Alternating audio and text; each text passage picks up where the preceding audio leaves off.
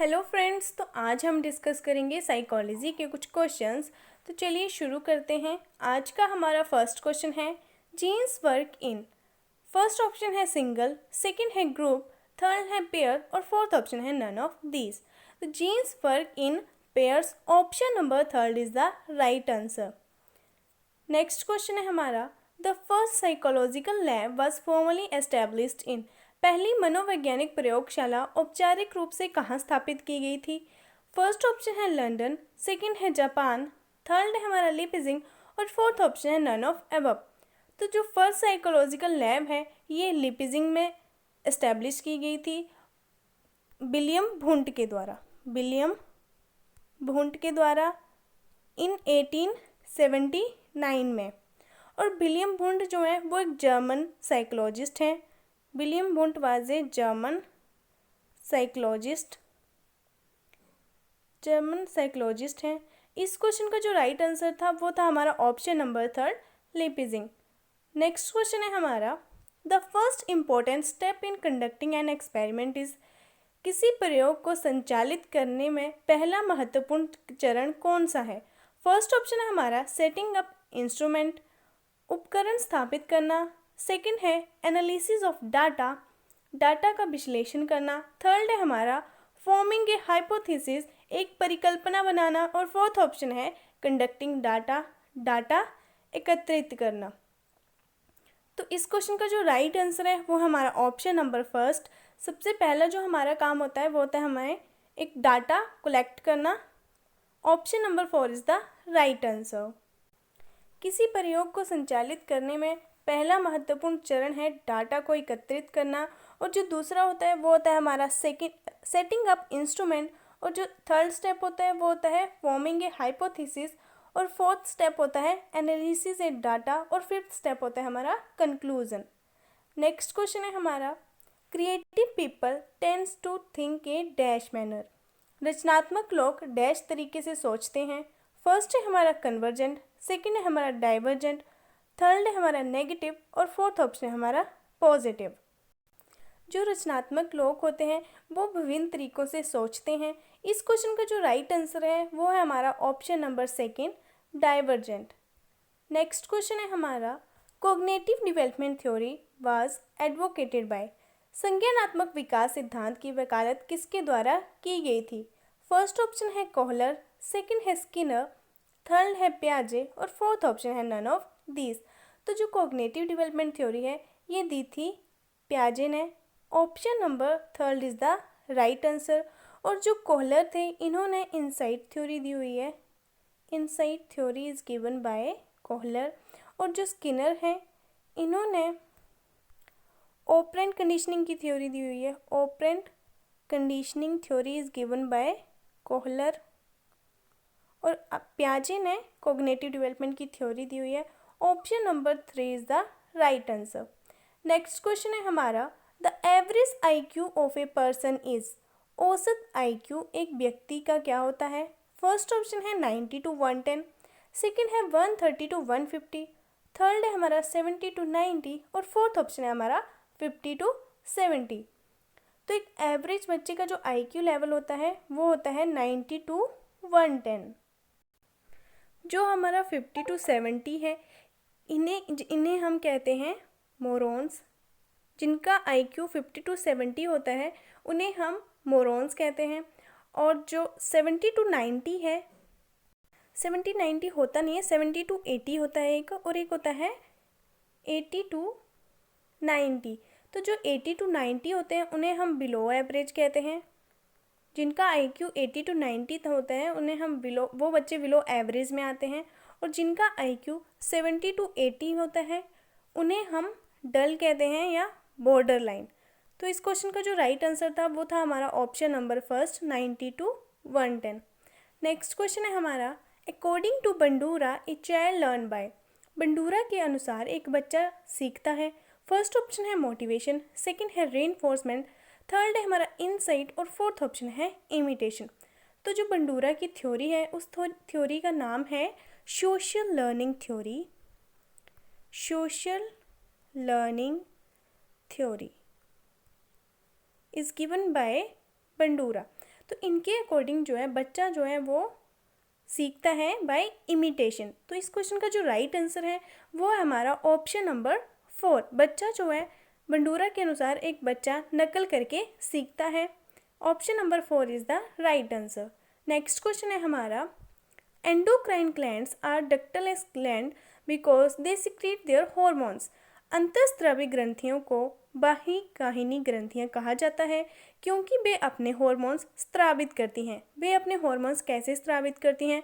First option है हमारा through jeans, gene के माध्यम से। सेकेंड है थ्रू क्रोमोसोम्स, क्रोमोसोम्स के माध्यम से। थर्ड है हमारा थ्रू ट्यूब, ट्यूब के माध्यम से। और फोर्थ ऑप्शन है डायरेक्टली इनटू ब्लड। इस क्वेश्चन का जो राइट आंसर है वो है हमारा option number 2, directly into blood. अंतःस्रावी ग्रंथियों को बाह्यकाहिनी ग्रंथियां कहा जाता है क्योंकि वे अपने हॉर्मोन्स सीधा खून में ही स्रावित करती हैं। Option number 4 is the right answer. Next question है हमारा, decision making is a kind of dash. निर्णय लेना एक प्रकार का डैश है। फर्स्ट ऑप्शन है थिंकिंग, सेकेंड है परसेप्शन, थर्ड है मेमोरी और फोर्थ ऑप्शन है प्रॉब्लम सॉल्विंग। तो decision making is a kind of problem solving. निर्णय लेना एक प्रकार का समस्या को सुलझाना है। Option number 4 is the right answer. Next question है हमारा, the first stage of the need according to Maslow.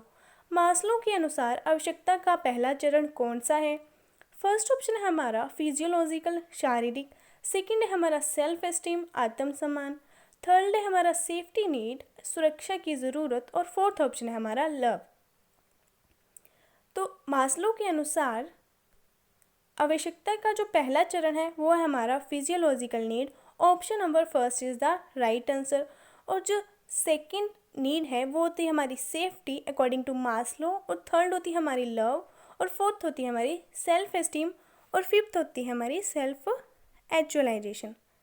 Maslow ने 5 स्टेजेस बताई हुई हैं अपनी थ्योरी में।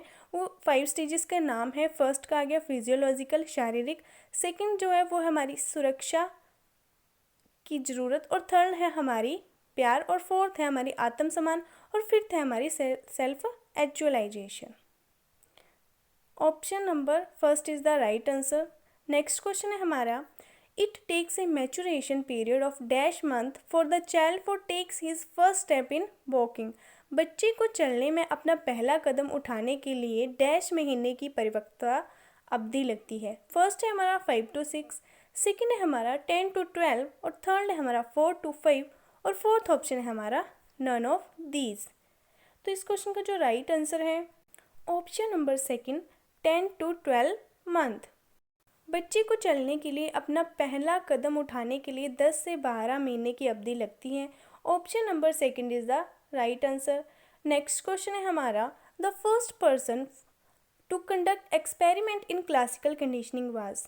क्लासिकल कंडीशनिंग में प्रयोग करने वाले पहले व्यक्ति थे। फर्स्ट है हमारा स्किनर, सेकेंड है हमारा पैवलोव, थर्ड है हमारा बंडूरा और फोर्थ ऑप्शन है नन ऑफ दीज। तो इस क्वेश्चन का जो राइट आंसर है वो है हमारा ऑप्शन नंबर 2, पैवलोव। स्किनर ने, मैंने आपको अभी बताया, स्किनर ने जो है वो ऑपरेंट कंडीशनिंग दी हुई है और जो बंडूरा है इन्होंने सोशल लर्निंग थ्योरी दी है। तो इस क्वेश्चन का जो राइट आंसर था वो था हमारा ऑप्शन नंबर 2।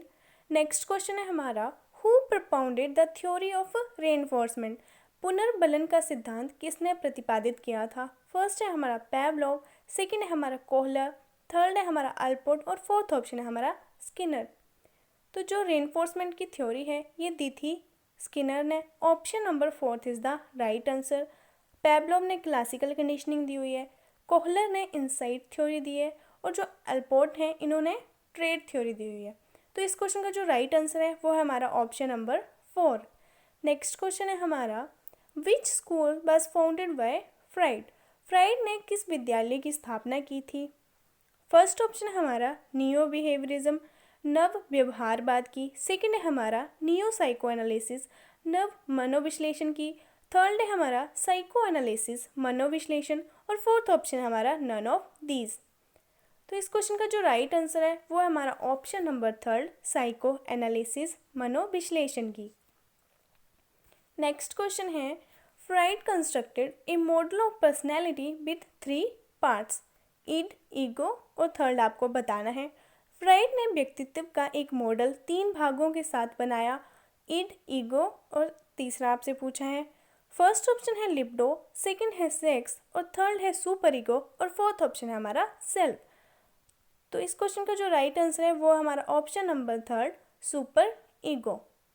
नेक्स्ट क्वेश्चन है हमारा, how many stages are described under 3 level moral development theory given by Kohlberg. Kohlberg द्वारा दिए गए त्रिस्तरीय नैतिक विकास सिद्धांत के अंतर्गत कितने चरणों का वर्णन किया है?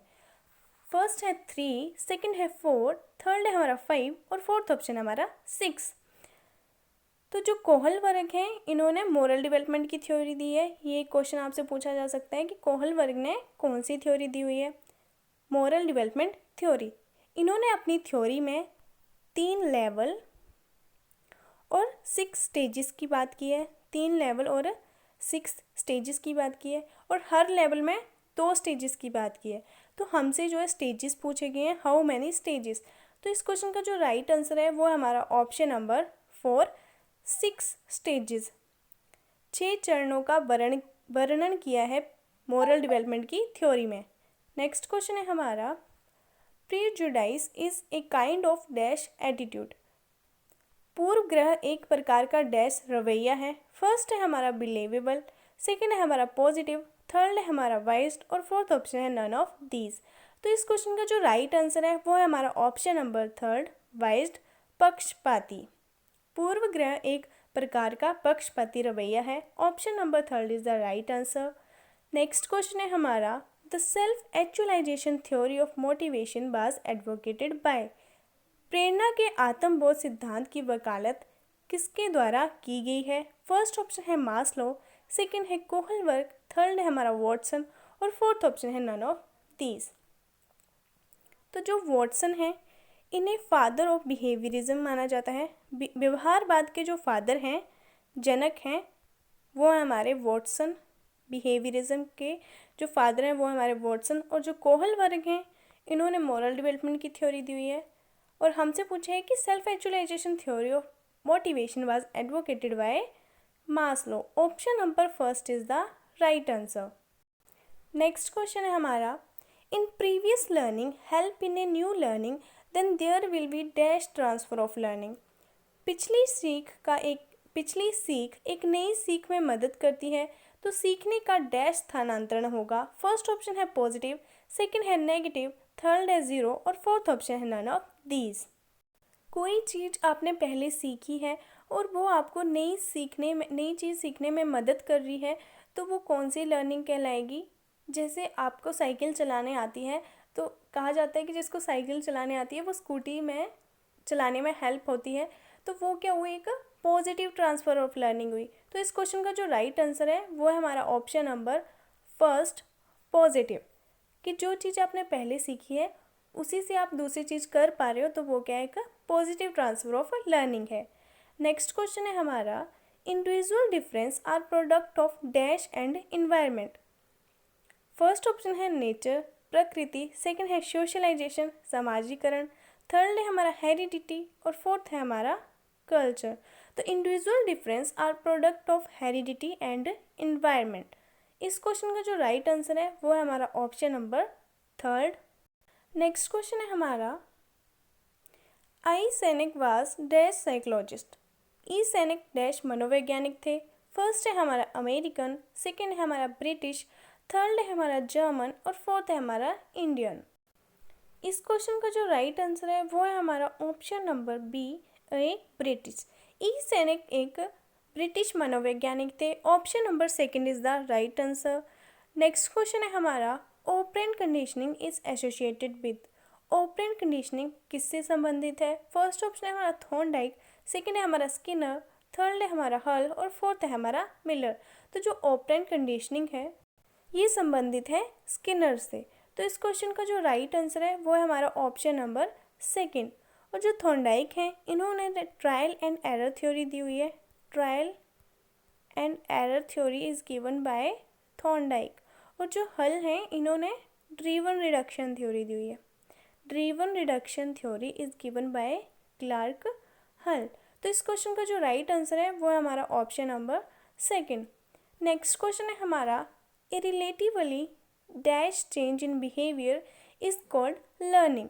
व्यवहार में अपेक्षाकृत डैश परिवर्तन को सीखना कहा जाता है। फर्स्ट है हमारा टेम्परेरी अस्थाई, सेकेंड है हमारा सिमिलर समान समान, और थर्ड है हमारा परमानेंट स्थाई, और फोर्थ ऑप्शन है नन ऑफ दीज। तो ए relatively permanent change in behaviour is called learning. व्यवहार में अपेक्षाकृत स्थायी परिवर्तन को सीखना कहा जाता है। Option number third is the right answer. Next question है हमारा, the TAT was design by. TAT द्वारा डिज़ाइन किया गया था, किसके द्वारा डिज़ाइन किया गया था? फर्स्ट है हमारा अल्पोर्ट, सेकेंड है हमारा जंग, थर्ड है हमारा मेंडल, और फोर्थ है हमारा मुर्रे। तो TAT क्या है? एक थीमेटिक एप्रिसिएशन टेस्ट, इसका पूरा नाम है थीमेटिक एप्रिसिएशन टेस्ट। इस टेस्ट का यूज़ हम पर्सनैलिटी को मेज़र करने के लिए करते हैं। थीमेटिक एप्रिसिएशन टेस्ट का यूज़ हम पर्सनैलिटी को मेज़र करने के लिए करते हैं। और हमसे पूछा है कि ये डिज़ाइन किसने किया था, तो ये डिज़ाइन किया गया था बाय मुर्रे। तो इस क्वेश्चन का जो राइट आंसर है वो है हमारा ऑप्शन नंबर 4। आज हमने साइकोलॉजी के कुछ क्वेश्चन डिस्कस किए। हम नेक्स्ट वीडियो में भी इसी तरह से कुछ इंपॉर्टेंट क्वेश्चन डिस्कस करेंगे साइकोलॉजी के। Okay, thank you.